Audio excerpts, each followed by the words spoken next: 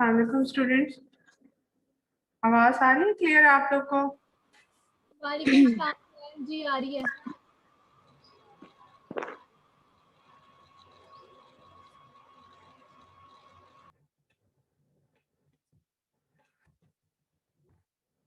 अच्छा, आप लोग क्या ईद के बाद रिव्यू करेंगे जिन्होंने नहीं किया रिव्यू पेपर का?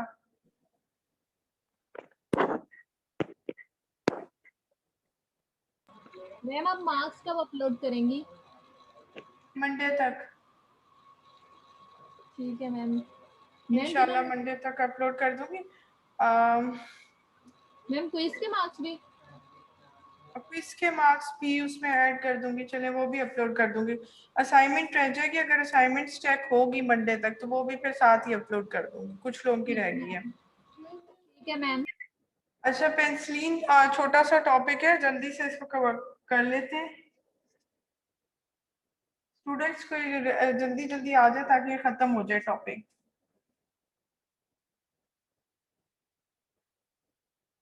ताबिंदा, कुछ पूछना चाह रही हैं? यस मैम, वो 2 एमसीक्यूज का बोला था आपको, आपने कंसीडर किए अभी कि नहीं? मुझे आपकी आवाज बहुत आहिस्ता आ रही है, जरा ऊंचा बोले। मैम 2 एमसीक्यूज का कहा था आपको, आज रिव्यू किया था पेपर का। अच्छा, मैंने वैसे दो आपने एमसीक्यूज कहे थे। एक एमसीक्यू तो था एस्ट्रोजन थेरेपी, ठीक है। एस्ट्रोजन थेरेपी में मल्टीपल ड्रग्स दी जाती हैं। अगर तो एक ड्रग दी जाए तो वो तो हो सकता है कि हॉट फ्लैशेस कर दे, लेकिन अगर मल्टीपल ड्रग्स दी जाती हैं तो वो जाहिर है एस्ट्रोजन थेरेपी का इफेक्ट पूछा था। तो एस्ट्रोजन थेरेपी का इफेक्ट ये होता है कि वो फ्लैशेस कम करती है, हॉट फ्लैशेस, ठीक है, रेडनेस वगैरह को कम कर देती है। और दूसरा जो था वो मैंने भी चेक नहीं किया, मुझे टाइम नहीं मिला, ये तो मुझे सिर्फ जहन में आया कि एस्ट्रोजन थेरेपी में जो कॉम्बिनेशन ऑफ ड्रग्स होता है। बहरहाल फिर भी मैं आपका दोबारा चेक करके दोनों का आपको बता दूंगी, ठीक है। अगर ओके हुआ मैम। कोई तो फिर मैं जरूर उसमें मार्क्स एड अप कर दूंगी। एक वो ग्रोथ ओके। वाला आपने कहा था और एक वो, ठीक है। यस। यस। वो जब अपलोड करूंगी तो फिर मैं उससे पहले कंसर्न कर लूंगी, देख लूंगी कि वो स्लाइड्स में क्या लिखा हुआ था। Okay ma'am. अच्छा, पेंसिलिन जो है ये अलेक्जेंडर फ्लेमिंग था, माइक्रोबायोलॉजिस्ट। उसने अपने लैब के अंदर स्टेफिलोकोकस का कल्चर बनाया था। जब उसने कल्चर बनाया तो उसने कुछ देर के लिए जब छोड़ा तो उस पर मोल्ड लग गया। तो उसने देखा कि कुछ अरसे बाद ये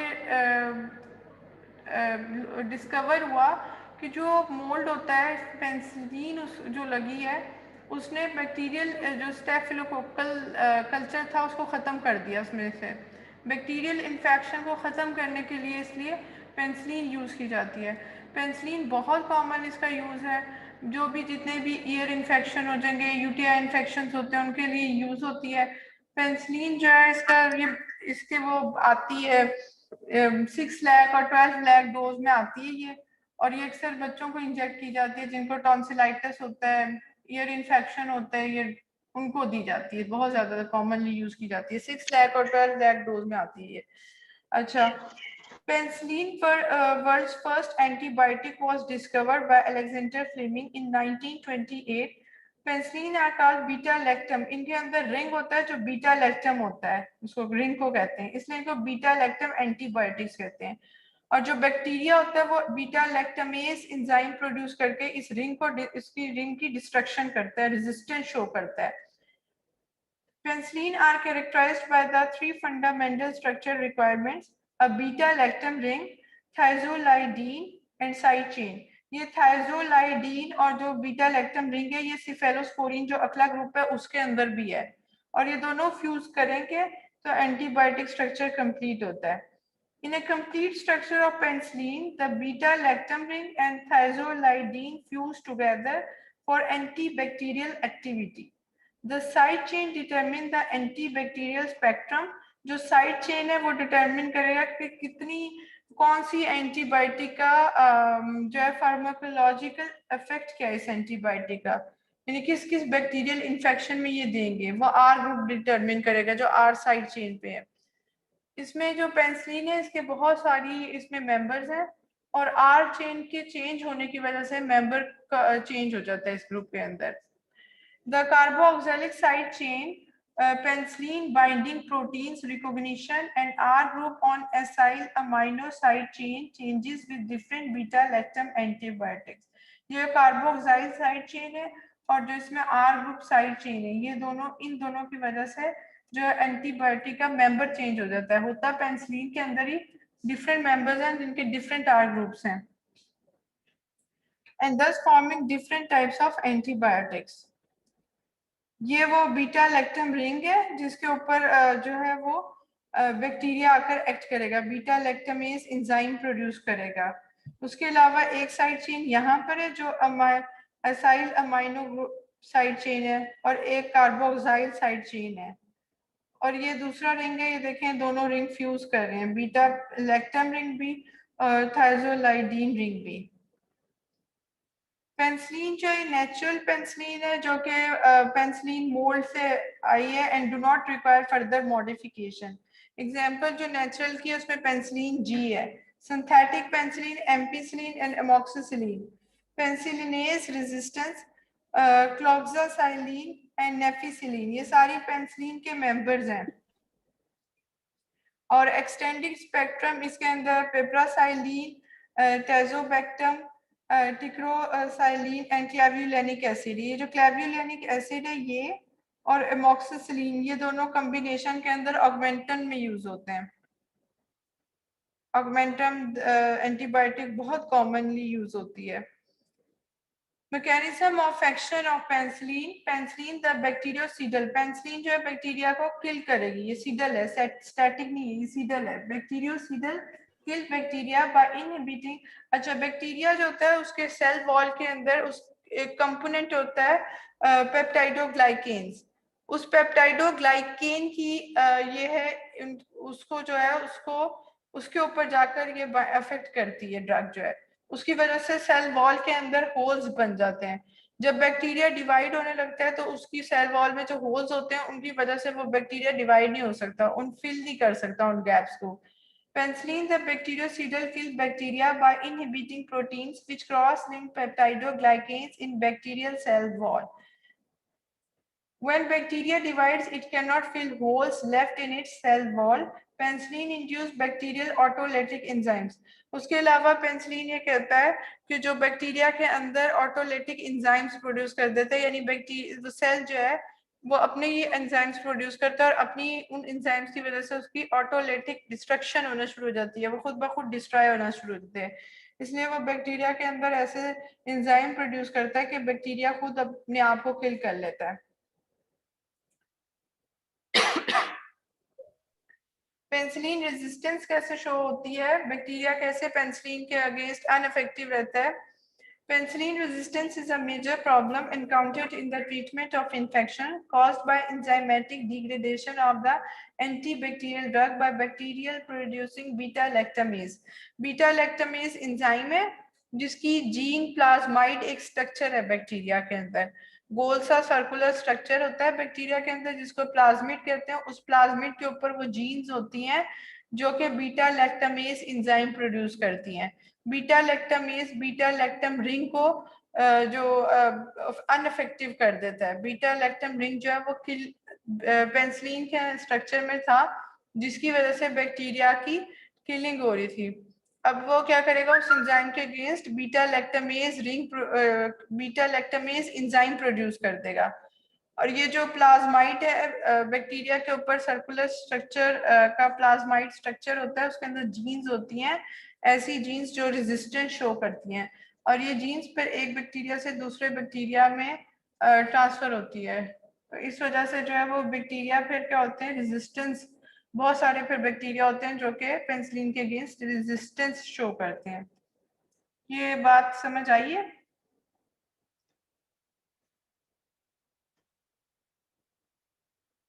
अच्छा, जो पेनिसिलिन है ये सिर्फ सेल वॉल के ऊपर इफेक्ट करेगा। पेनिसिलिन ऐसा bacteria for example mycoplasma bacteria mycoplasma pneumoniae cause करता है, माइकोप्लाज्मा, उसकी सेल वॉल नहीं होती, सेल मेम्ब्रेन होती है। तो अगर पेनिसिलिन देंगे तो उसके ऊपर कोई इफेक्ट नहीं पड़ेगा क्योंकि सेल वॉल नहीं है। पेंसिलिन याद रखें सेल वॉल की डिस्ट्रक्शन करेगा। Alteration of bacterial proteins that are antimicrobial targets, जो प्रोटीन्स होंगी पेंसिलिन बाइंडिंग प्रोटीन्स, उनकी भी अल्ट्रेशन कर देगा माइक्रो ऑर्गेनिज्म जो होगा, बैक्टीरिया जो होगा। और तीसरा क्या करेगा, change in the membrane permeability to antibiotics, antibiotics की एंट्री जो होगी बैक्टीरिया के अंदर नहीं होगी, उसकी जो मेम्ब्रेन परमेबिलिटी है वो अफेक्टिव वो चेंज हो जाएगी, तो वो अपने अंदर जो है उसको आने नहीं देगी, ड्रग को बैक्टीरिया नहीं आने देगा। कोई क्वेश्चन है अभी तक किसी का?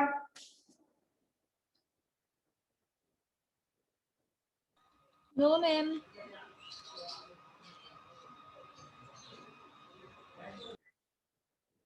आवाज बहुत ऐसा है आप लोगों की। क्वेश्चन है तो हाथ रेज कर दे, हैंड रेज कर दे, पता चल जाएगा। नो मैम, कोई क्वेश्चन नहीं है। पहले वाले में बीटा लैक्टम और beta lactamase beta lactamase enzyme, आप लोगों को मेरी आवाज सही आ रही है? नो मैम, आपकी आवाज डिस्टॉर्ट मेरी भी। एक मिनट जरा वेट करें।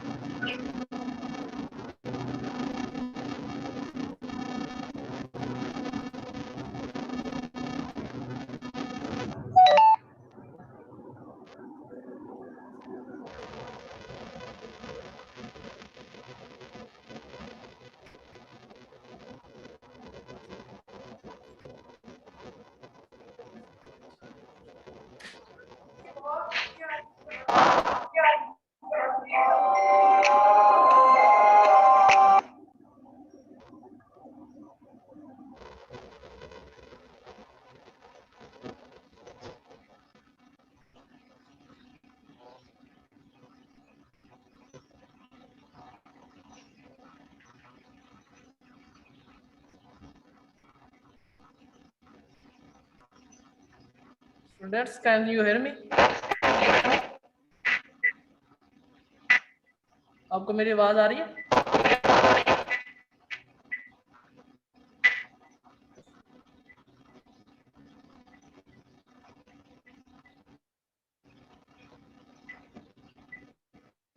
स्टूडेंट्स, आपको मेरी आवाज आ रही है?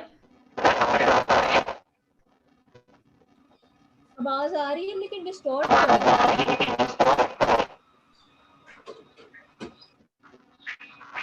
मैम कोई और बच्चे अनम्यूट है कि उसकी वजह से शोर हो रहा है।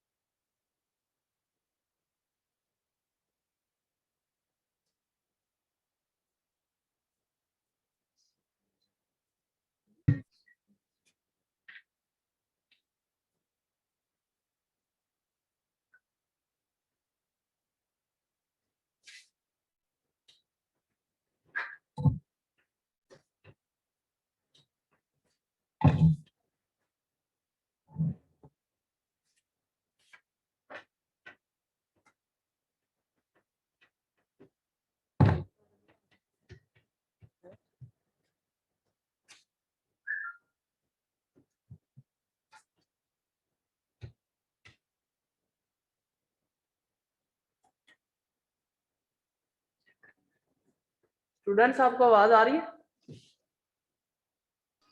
जी आ रही है, अब ठीक है।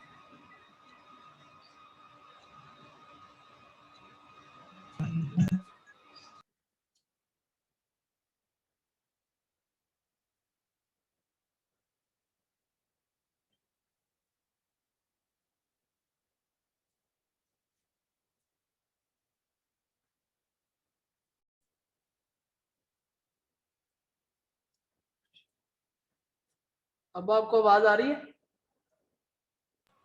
जी आ रही है।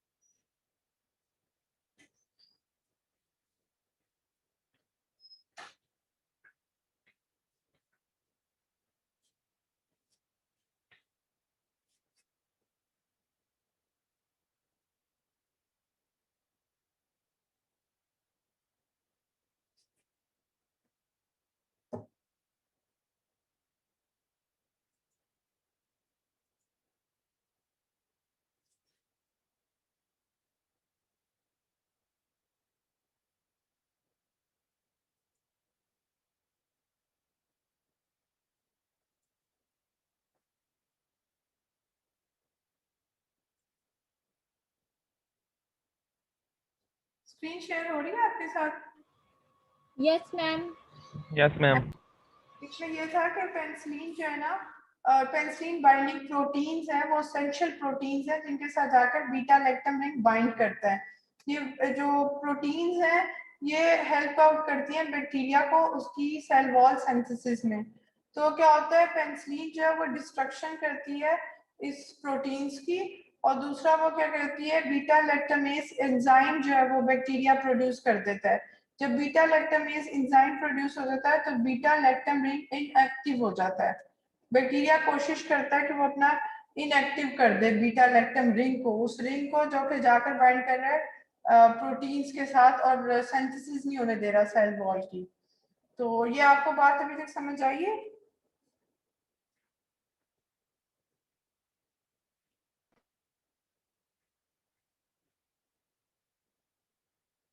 जो बैक्टीरिया का सेल वॉल है उसके अंदर कंपोनेंट है पेप्टाइडोग्लाइकेन्स। ये क्रॉस लिंक्ड पेप्टाइडोग्लाइकेन्स हैं उसके अंदर। ये पेप्टाइडोग्लाइकेन सेल वॉल सिंथेसिस कर रहे हैं, उसका कंपोनेंट है बैक्टीरिया का, उसकी सेल वॉल का। अब जब हम पेनिसिलिन दे रहे थे तो ये सेल वॉल की डिस्ट्रक्शन कर रहा था। उसके अंदर पेनिसिलिन के अंदर जो स्ट्रक्चर था बीटा लैक्टम रिंग, ये रिंग जाकर पेनिसिलिन बाइंडिंग प्रोटीन्स जो बैक्टीरिया के ऊपर है उसकी मेम्ब्रेन के ऊपर उसके साथ बाइंड कर रही थी, बीटा लैक्टम रिंग बाइंड कर रहा था और उसकी किलिंग कर रहा था। अब और तीसरा ये क्या करता है, पेनिसिलिन जो ऐसे ऑटोलेटिक एंजाइम प्रोड्यूस कर रहा है जिनकी वजह से खुद एंजाइम अपनी बैक्टीरिया प्रोड्यूस करेगा और खुद ही अपनी डिस्ट्रक्शन करेगा। ठीक है, अब एक तो उसकी सेल वॉल में होल्स बन जाएंगे और दूसरा वो अपनी खुद ही किलिंग कर रहा है। रेजिस्टेंस इस तरह होगी कि बैक्टीरिया की ऐसी जीन्स बना लेगा बैक्टीरिया अपने प्लाज्मिड के ऊपर, वो एक सर्कुलर स्ट्रक्चर है प्लाज्मिड, उसके ऊपर ऐसी जीन्स बना लेगा, उन जीन्स की वजह से उनमें ऐसी मॉडिफिकेशन कर देगा कि उन जीन्स की वजह से जो है वो रेजिस्टेंस पैदा हो जाएगी, बैक्टीरिया किल नहीं हो सकेगा। ऑल्दो हम एंटीबायोटिक देंगे लेकिन बैक्टीरिया किल नहीं हो रहा उसकी वजह से। उसके अलावा जो उसकी प्रोटीन्स थी जिनके साथ बीटा लैक्टम रिंग आकर बाइंड कर रहा था, उन प्रोटीन्स को भी वो ऑल्टर कर देगा ताकि बीटा लैक्टम रिंग जो था पेनिसिलिन का वो जाकर बाइंड ना कर सके। और तीसरा वो क्या करेगा कि अपने अंदर एंटीबायोटिक को आने नहीं देगा, वो परमेबिलिटी चेंज कर देगा अपनी। ये तीन चीजें इसमें करेगा। किसी को कोई क्वेश्चन है?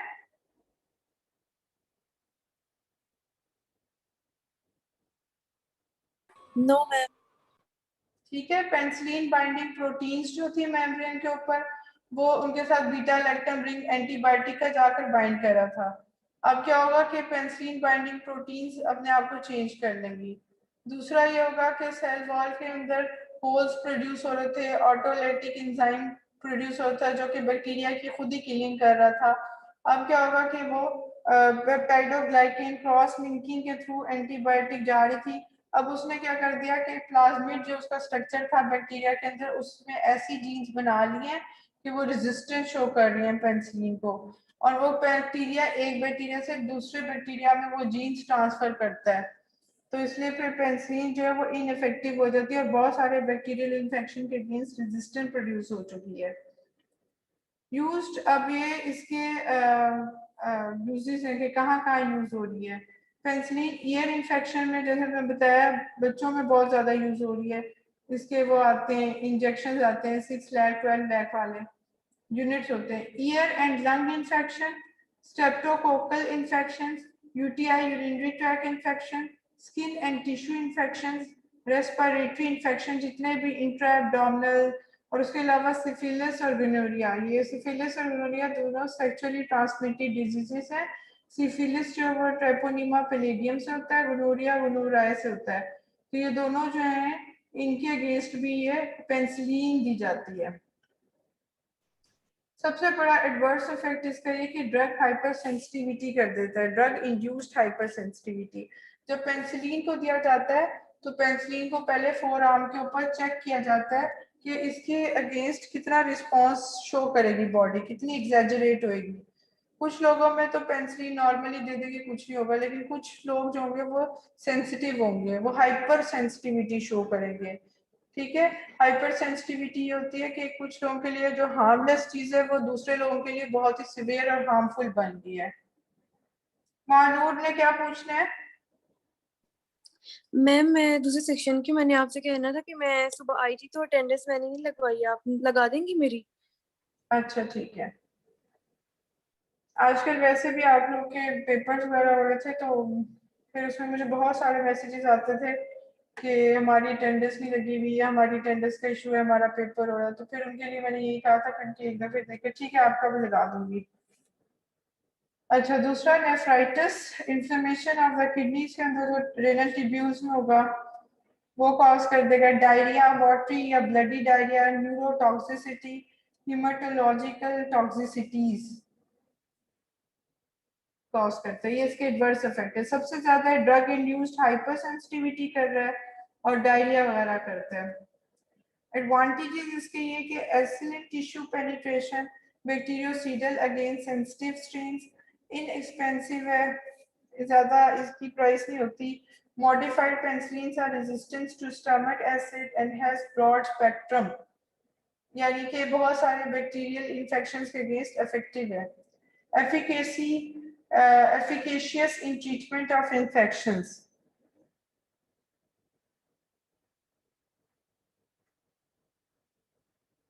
Adverse effects, most penicillins are destroyed. कुछ पेनिसिलिन ज्यादातर ऐसी थी कि जो गैस्ट्रिक एसिड की वजह से डिस्ट्रॉय हो जाती थी, लेकिन अब मॉडिफाइड आ चुकी हैं। Penicillin lack activity against gram negative bacteria, gram negative bacteria के अगेंस्ट समहाउ ये इतने एक्टिव नहीं है। Shows drug hypersensitivity, short duration of action. ये शॉर्ट ड्यूरेशन ऑफ एक्शन है और कुछ अरसे बाद इसको बार बार देना पड़ता है कुछ इंटरवल्स के बाद। जैसे जो पेनिसिलिन का वो जो होता है 6 लाख वाला, 12 लाख वाला, ये जो इंजेक्शन होता है हर 21 डेज के बाद, ये शायद इससे भी कम टेन्योर होता है जिसमें दोबारा इंजेक्ट किया जाता है। अब दूसरा ग्रुप है ये सिफेलोस्पोरीन्स, बीटा लैक्टम बैक्टीरियोसीडल एंटीबायोटिक्स। ये बिल्कुल पेनिसिलिन की तरह का है, उसी तरह का जिन लोगों को penicillin hypersensitive to penicillin है वो सिफेलोस्पोरीन देते हैं, लेकिन इनके अगेंस्ट भी हाइपर सेंसिटिविटी होती है और ड्रग या ड्रग इंट्रैक्शन होती है कि अगर एक ड्रग के साथ इसको दे देंगे तो उस ड्रग का इफेक्ट ये कम कर देती है। कुछ ड्रग्स ऐसी होती हैं। Beta lactam bactericidal antibiotics derived semi-synthetically from cephalosporin C obtained from fungus Cephalosporium agrimonium। इस फंगस से ये ड्राइव की गई है, जैसे वो मोल्ड से था, ये सेफेलोस्पोरियम से ड्राइव की गई है। Similar physical and chemical properties, इसकी पेनिसिलिन की तरह प्रॉपर्टीज हैं but more water soluble, acid stable है, bactericidal and interfere primarily with the synthesis of peptidoglycan layer of bacterial cell wall। ये जो है ये बैक्टीरियोसाइडल है, जिस तरह पेनिसिलिन भी बैक्टीरियोसाइडल थी। बैक्टीरियोसाइडल होता है किलिंग ऑफ द बैक्टीरिया। और बैक्टीरियोस्टैटिक क्या होता है?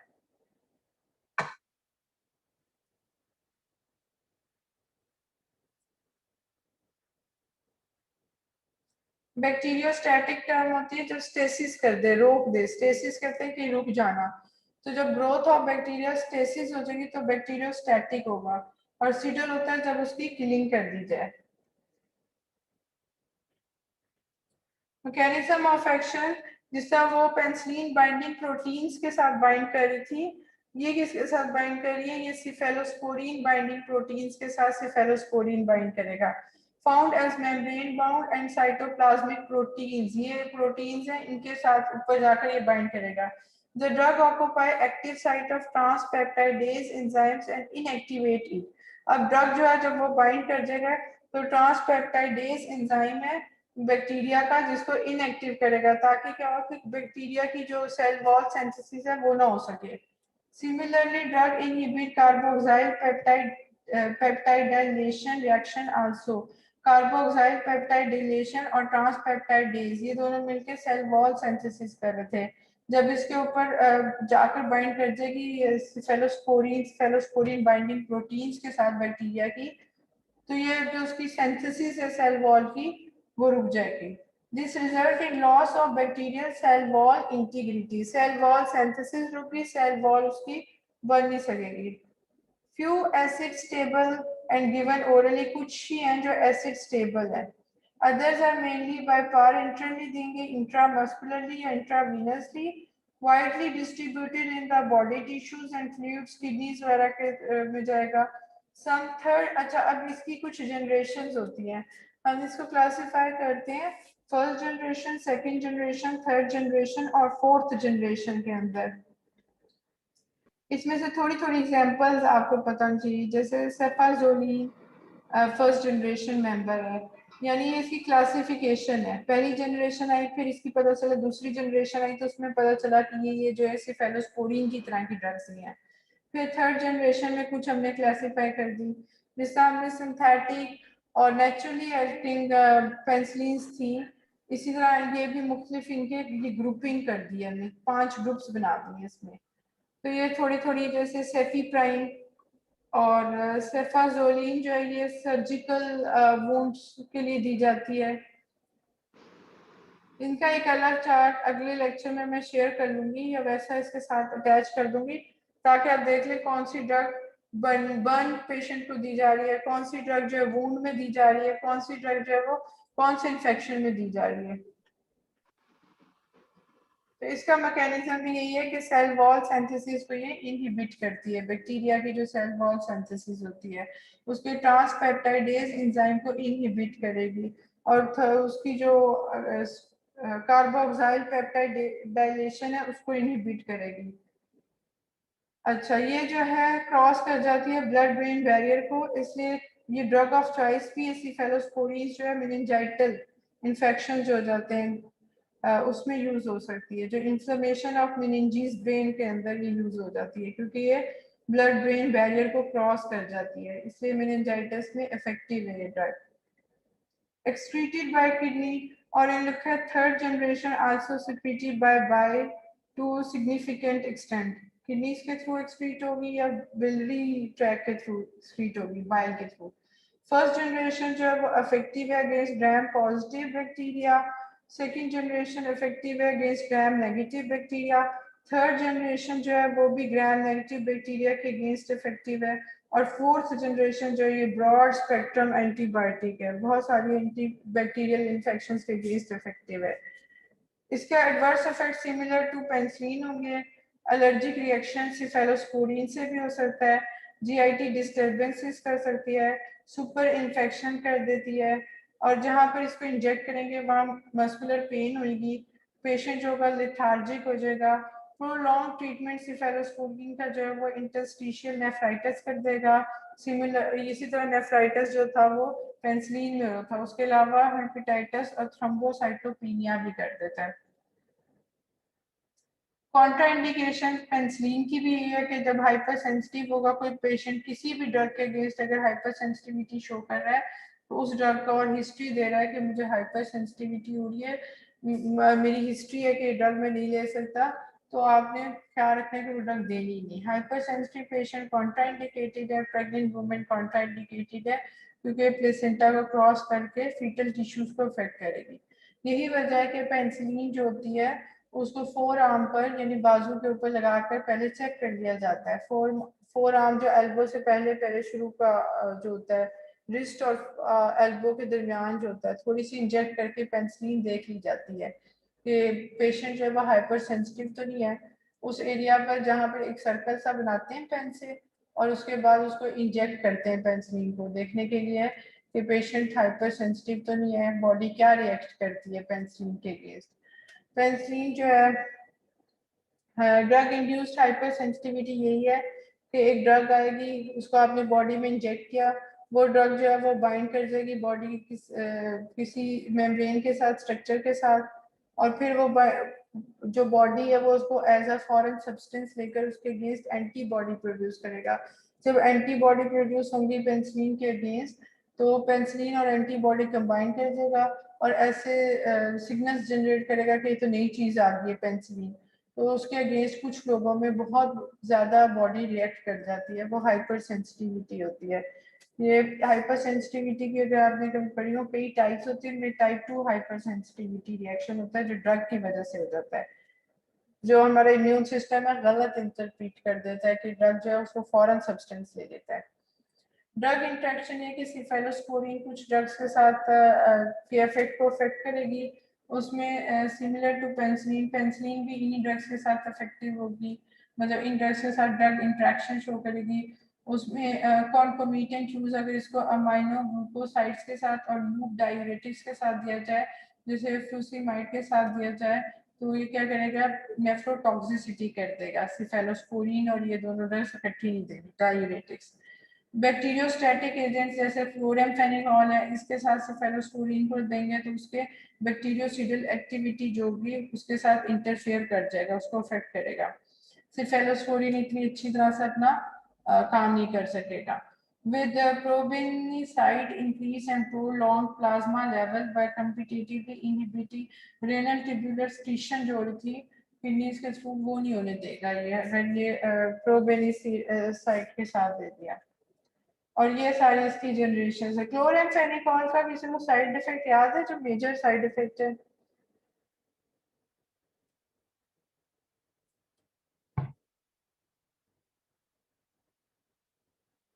क्लोरेमफेनिकॉल ग्रे बेबी सिंड्रोम करता है, अगर याद हो तो पिछले लेक्चर में उसकी स्लाइड भी है, उसमें पैचेस बना देता है बेबी के, क्योंकि उसकी जो लिवर होता है वो अंडर डेवलप्ड होता है, सो सही तरह ग्लूकोरोनिडेशन जो हो रही होती है, तो आपको पता है लीवर के अंदर P450 इंजाइम सिस्टम होता है, वो ग्लूकोरोनिडेशन करता है ड्रग्स को एक्सक्रीट आउट करने के लिए।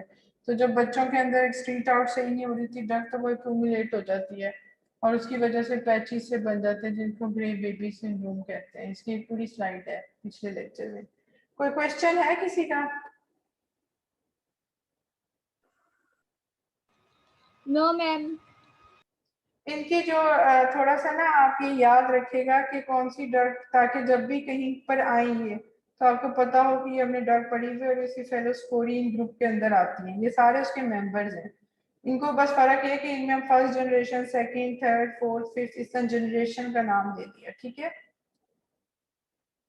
ये सबसे आसान जो उसमें टेबल था वो है, इसमें थोड़ी सी ये जैसे सेफाजोलिन है, ये बहुत इंपॉर्टेंट ड्रग है, सेफालेक्सिन बहुत इंपॉर्टेंट ड्रग है, सेकंड जनरेशन के अंदर सेफाक्लोर बहुत इंपॉर्टेंट ड्रग है, ये याद करनी पड़ेगी।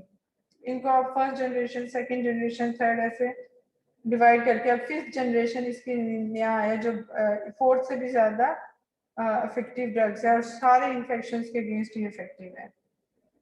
इसमें थोड़ी सी मैं मॉडिफाई और कर दूंगी, इसमें एक टेबल अगर कहीं से मिल गया कि बर्न पेशेंट में कौन सी ड्रग्स यूज हो रही है, सिफेलोस्पोरिन कौन कौन सी यूज हो रही है, और ये बहुत ज़्यादा दी जाती है सिफेलोस्पोरिन भी। वो आपको इसमें डाल देंगे। यूटीआई इन्फेक्शन के लिए कौन सी है, कौन सी किस इन्फेक्शन के लिए। कोई क्वेश्चन है किसी का तो प्लीज कर ले।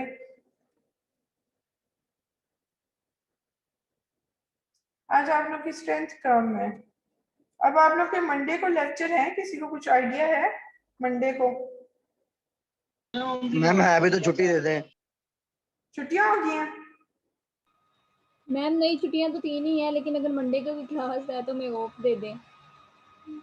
आवाज बहुत कम आ रही है, मुझे जरा टाइप करके ना ग्रुप में बता दें कि मंडे को क्लास है कि नहीं। आप लोग की तो नहीं है लेकिन ए बैच की है, तो मैं उसके लिए पूछना चाह रही हूँ कि मंडे को उनको लेक्चर डिलीवर करना है कि नहीं करना।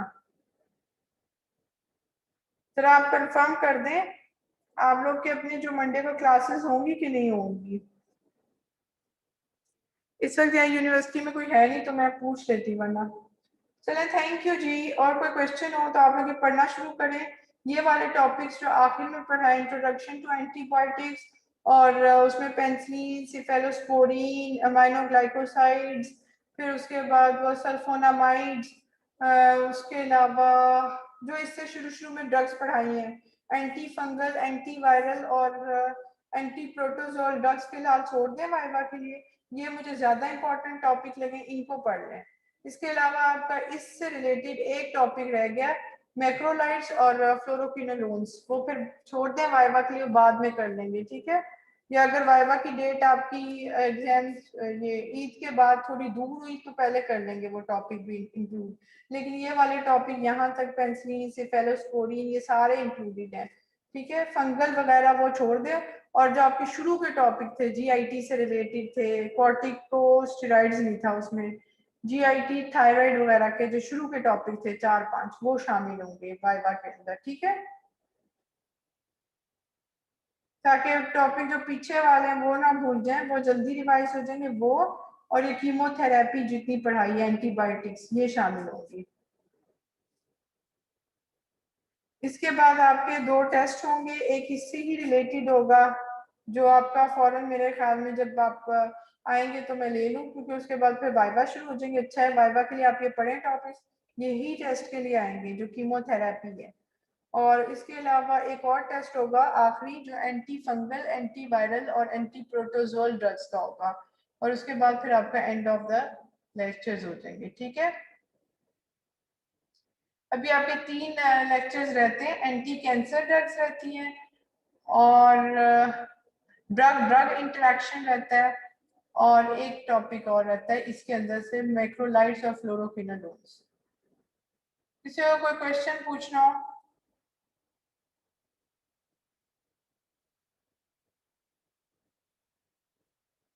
कोई क्वेश्चन नहीं किसी का? और अब जो टेस्ट आएगा उसमें शॉर्ट क्वेश्चन आंसर्स होंगे, क्योंकि फाइनल के अंदर फिर वो शॉर्ट क्वेश्चन आंसर्स आपको फिर मुश्किल लगेंगे अटेम्प्ट करने। चलो, थैंक यू जी, थैंक यू सो मच। अल्लाह हाफिज।